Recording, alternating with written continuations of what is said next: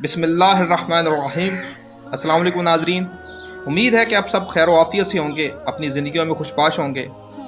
اللہ پاک کے کرم سے فضل سے الحمدللہ میں بھی خیریت سے ہوں۔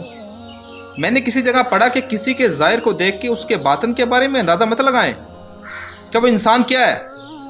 آج کل ہمارے معاشرے میں ہو کیا رہا ہے؟ ہمارے معاشرے میں فتنہ فساد کی اصل سبب اور اصل وجہ یہی ہے کہ ہم بغیر تحقیق کیے کسی پر الزام لگانے میں لمحہ بھر بھی دیر نہیں کرتے۔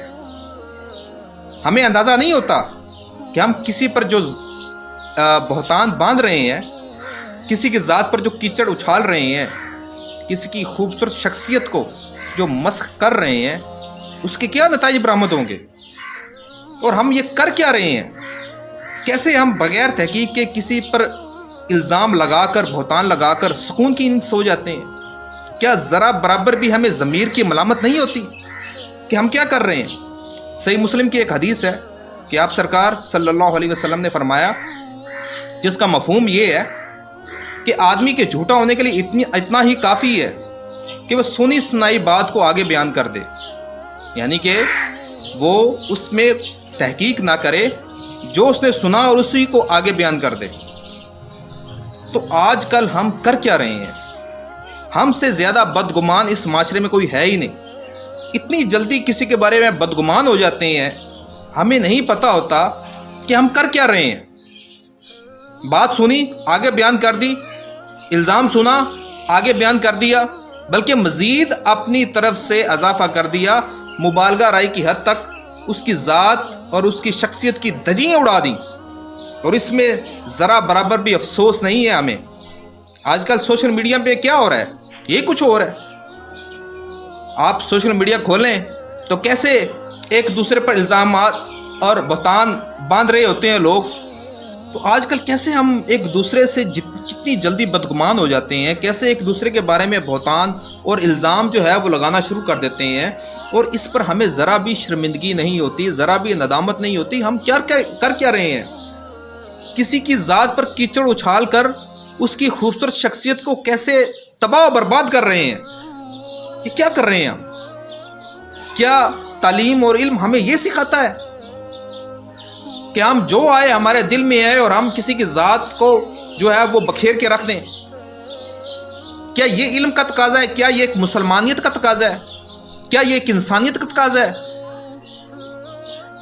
ٹھیک ہے، اگر آپ حق کے راستے پر ہیں تو حق کے راستے پر چلیں، لیکن حق کے راستے پر چلتے ہوئے اپنی ذات کا محاسبہ بھی کرنا سیکھیں، اپنی ذات کو بھی ٹٹولیں، اس کا بھی احتساب کریں کہ ہم کیا ہیں، کہ ہماری زندگیوں میں کتنا تضاد ہے۔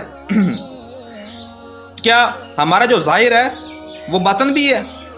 جتنے خوبصورت ہم نظر آتے ہیں، کیا باطن میں ہم بھی اتنے ہی خوبصورت ہیں؟ جتنی حق کی دلیلیں دیتے نظر آتے ہیں، جتنا حق کے ساتھ چلنے کی تلقین کرتے نظر آتے ہیں، کیا ویسے ہماری زندگیوں میں، ہمارے باطن میں ہمارا امپلیمنٹ بھی ویسا ہی ہے؟ تو یہ تمام تر سوالات ہیں جو ہم اپنے آپ سے پوچھتے نہیں ہیں۔ تو خدا را کسی پر الزام یا کسی پر بہتان باندھنا ناقابل تلافی جرم ہے، یہ ایک سنگین جرم ہے۔